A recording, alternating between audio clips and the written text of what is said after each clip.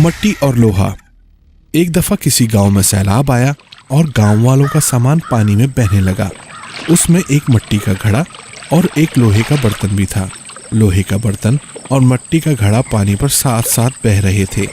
लोहे के बर्तन ने खुश होकर घड़े से कहा, घर छूटने का गम तो मुझे भी बहुत है, मगर ये अच्छा है कि हम एक दूसरे के नज़दीक हैं। क्यों भाई घड़े, तुम्हारा क्या ख्याल है?